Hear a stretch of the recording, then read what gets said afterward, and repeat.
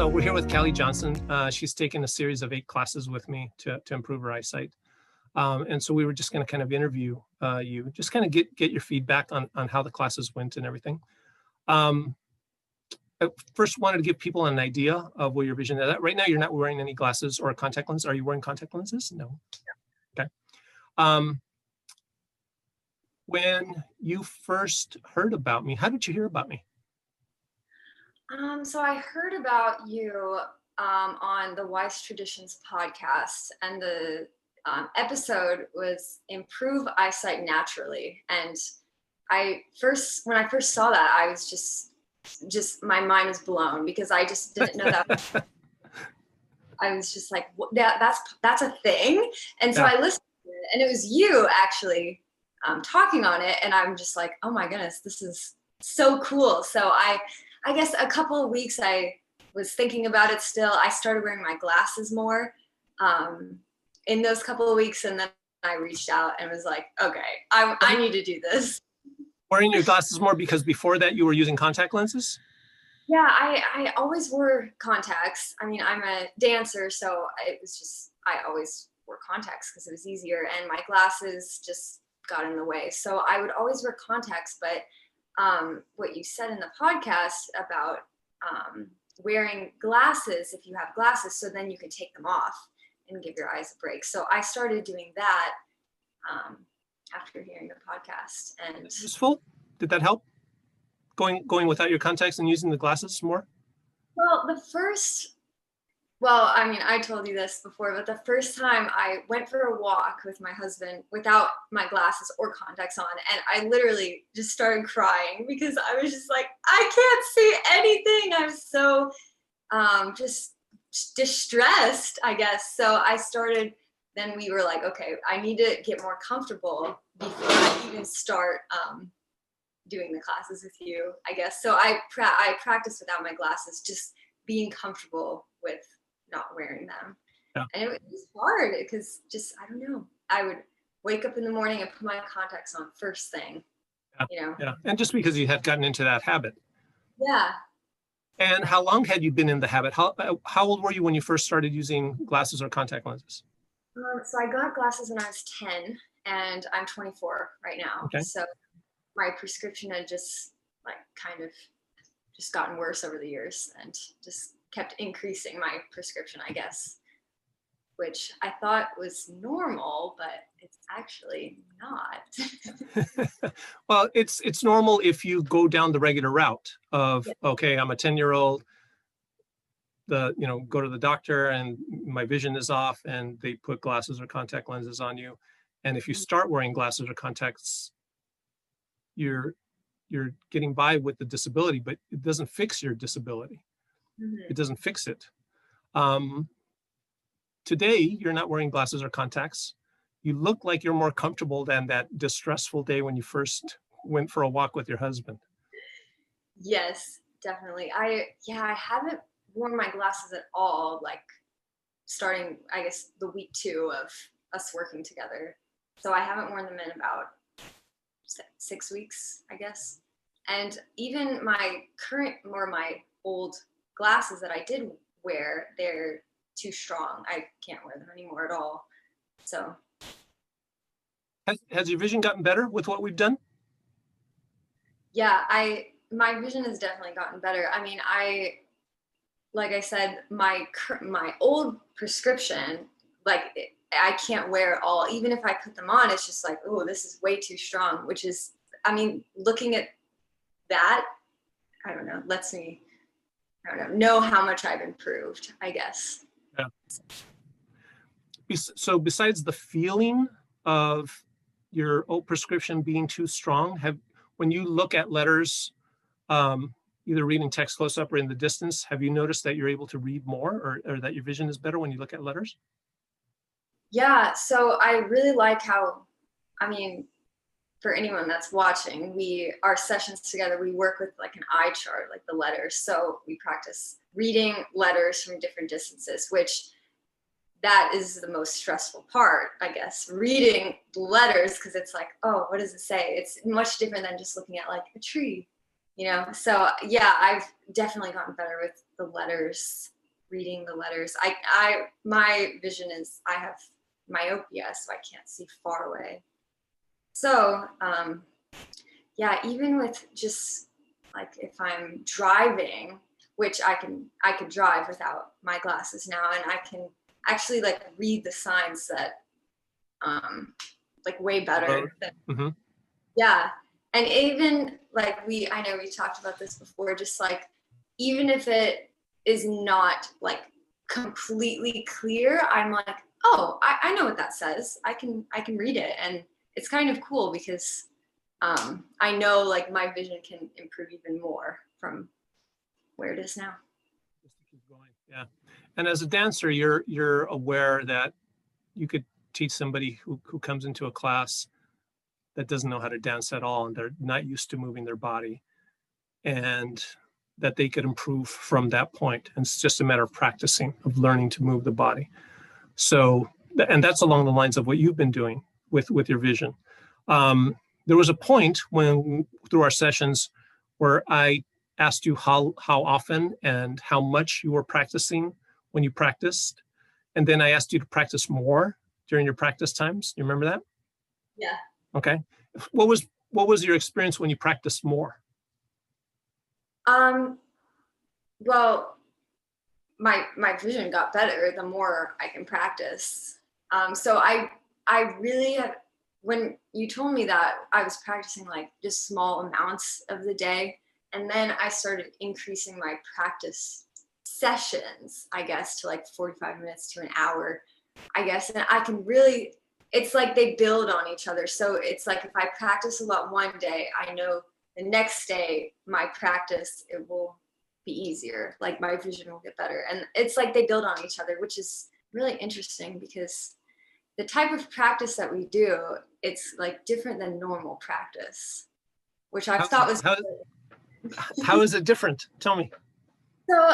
I mean, before we worked together, I looked up Bates' method, and I'm like, oh, I can just do this because I'll just learn how to do it and do it myself, And so just the attitude of like, I'm gonna master this, like, oh, I'm gonna relax so good, Yeah. It's like a paradigm shift because instead of like striving to like relax the best, I have to like let myself relax and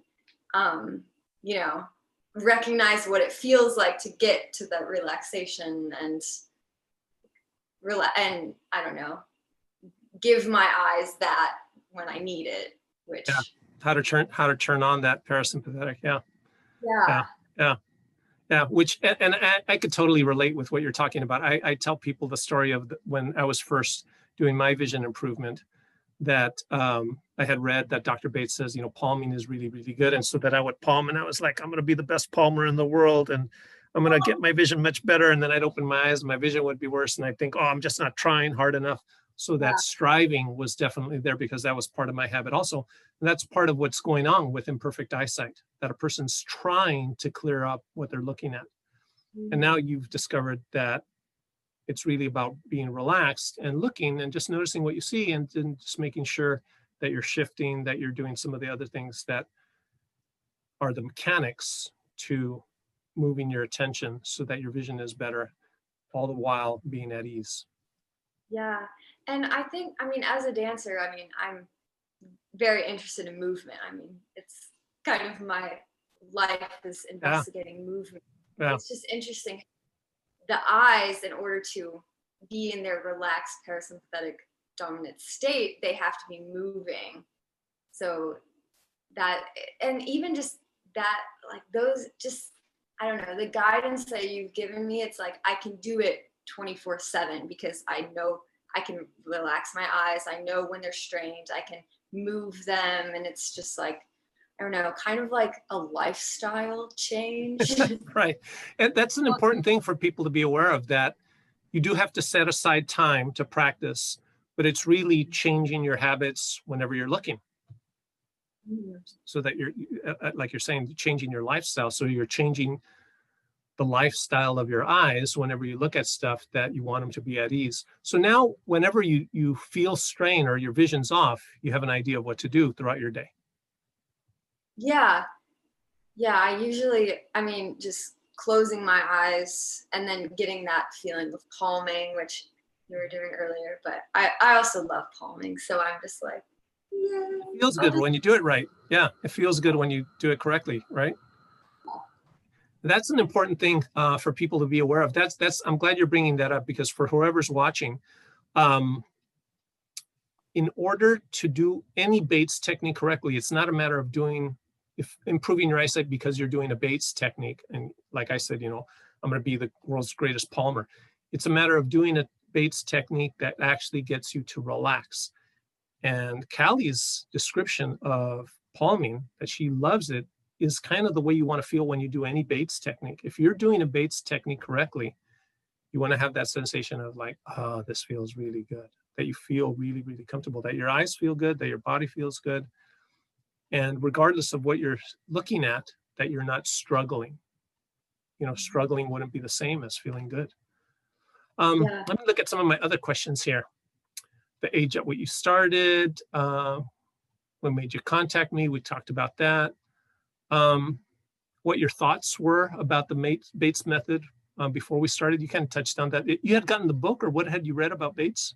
I just read about it on stuff that I was finding online, and just reading about it and trying, like, there was different things that I was like, okay, I'll do this, whatever exercise. But I don't think I could have done it without having you and like mentor me and guide me through it.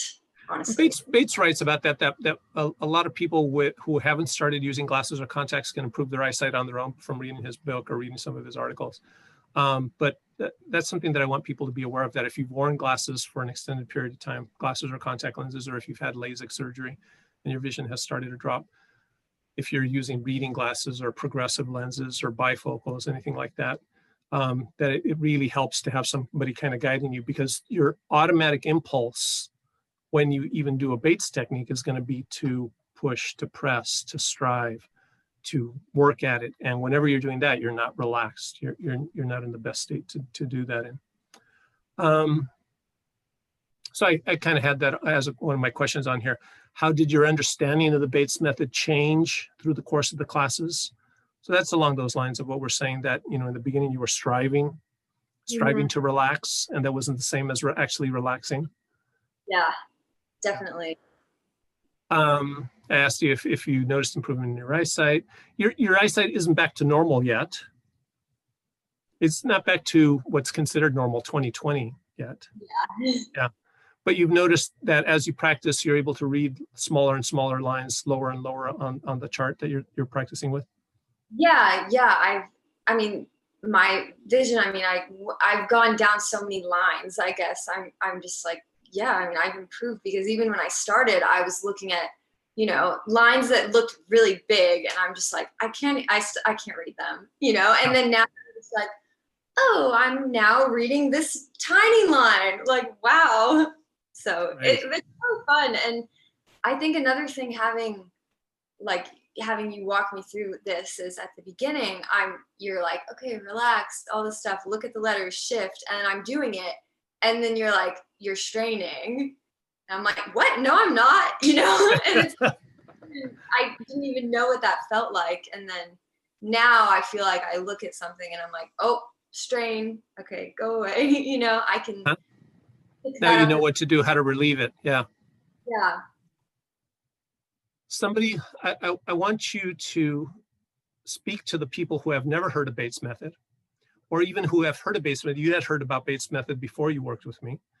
I want you to speak to those people to say, how would you encourage them, and what kind of situations maybe this isn't the best for everybody, because you have to have time. You have to have the time to practice. Tell me about what you would tell, or just tell the people what you would say about doing the Bates technique, positives and negatives, pros and cons. Well, pros, I would definitely say that, I mean, to me, if there's a way to heal myself in any way, that I could do naturally, I mean, I'm really drawn to that. And when I found out about the eyesight, I never knew, and I never knew it was possible.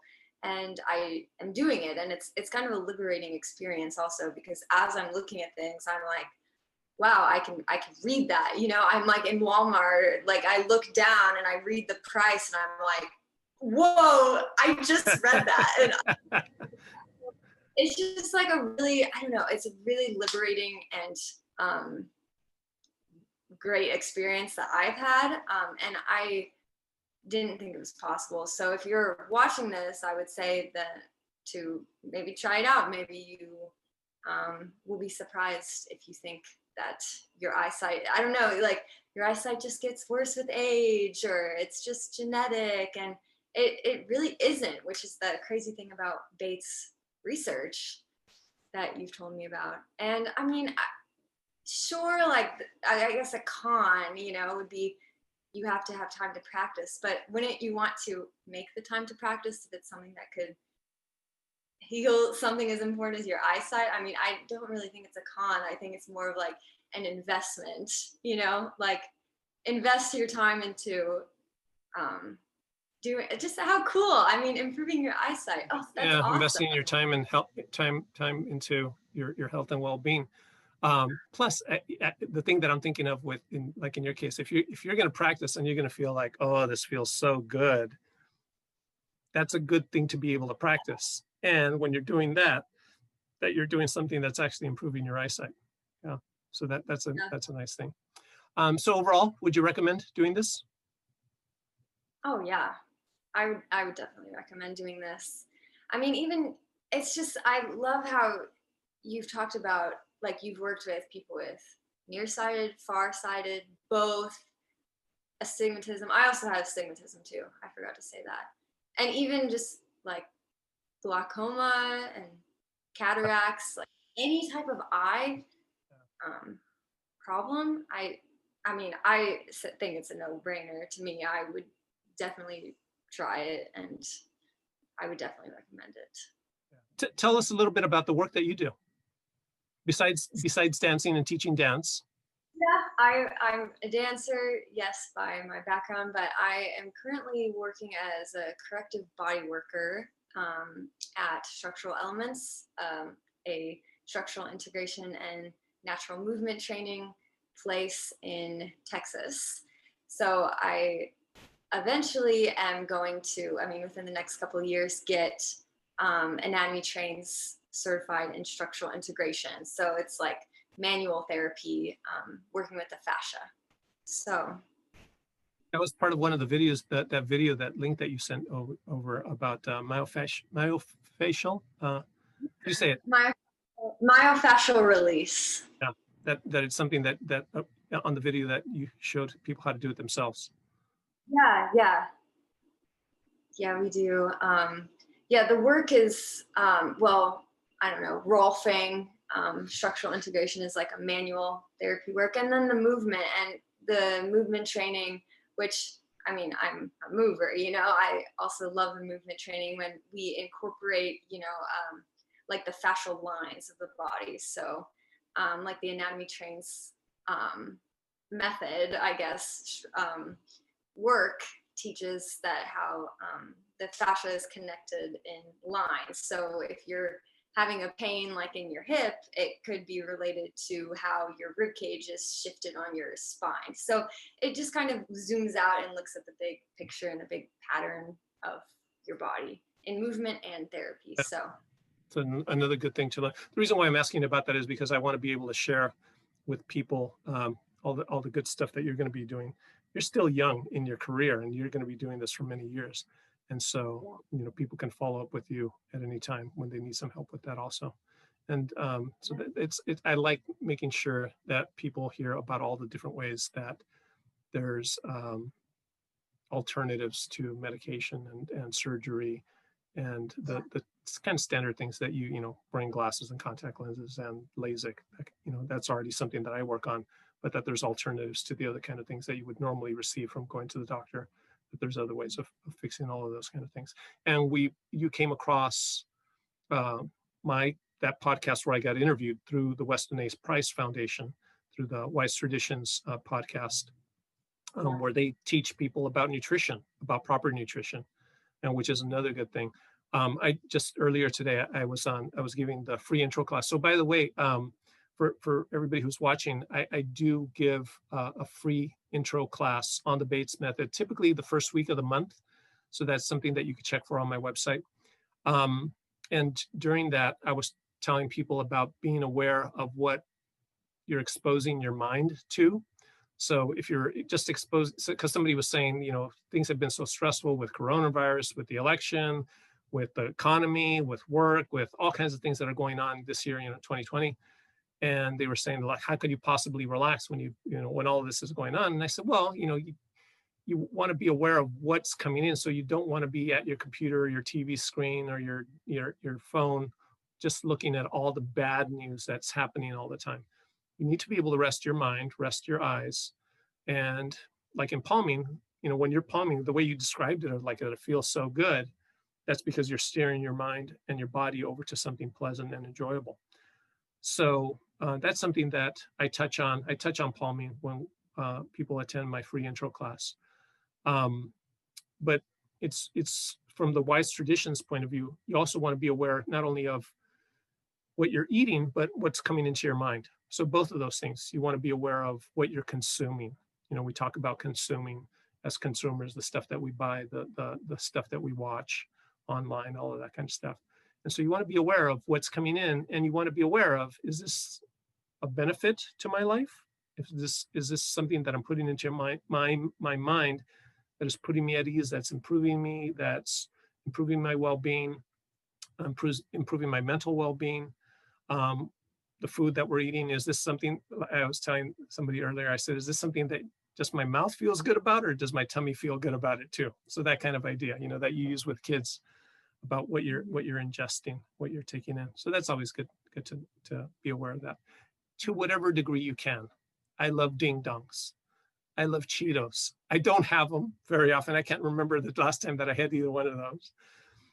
But there's, you got to have ice cream in life. You got to have, there's going to be things in life that, you want to have. And, ice cream, from Weston A. Price, they would say that, the good cream fat and that sugar. I'm really big on steering away from sugar and that kind of thing. But I have things that are sweet once in a while, occasionally. I stay away from it because I know how my body feels when I have it. But you got to have sweets. You got to do things. You got to find your balance in life. And this is the thing also with the Bates method, that this might not be for everybody. Okay, because we talked about the thing about being able to put in the time. It takes time to learn how to do it. That's why I encourage people to do this the moment that they're aware that something's off with their vision. If you're 40 years old, 50 years old, if you're noticing that your vision's dropping off and you're thinking about getting reading glasses, or you've tried them on at the pharmacy or the supermarket and you're checking to see, or if you used your spouse's, or you used a friend's, or somebody else's, and like, oh, let me use those to see if things look better. That there's other things to do. If you have children whose vision is dropping off right now from all the time that we're spending on computer screens, there's a way to get around that and actually improve the vision for kids, especially children who have not used glasses and are under 12 years old. The vision can get better very, very quickly. That can also happen with adults. I've worked with adults that within, by the 6th class, that, the 6th week that I'm working with somebody, a woman from a couple of years ago said, I went to a new optometrist who didn't know that I had ever worn glasses, had him check my eyes. And when she asked him, what's my vision? They said, oh, it's 20/20. Why? She was in her 50s already. And she had been using glasses for 8 or 9 years. And when she asked them, what's my vision like? And they said, oh, it's 20/20. It's fine. You don't need any glasses. And this was, 6 weeks after we had started, where she had been using glasses for reading all the time. So it's definitely possible to improve the eyesight. So thank you, Callie, for helping us out today, for kind of sharing the love, sharing some information with people, and sharing about the kind of work that you're doing.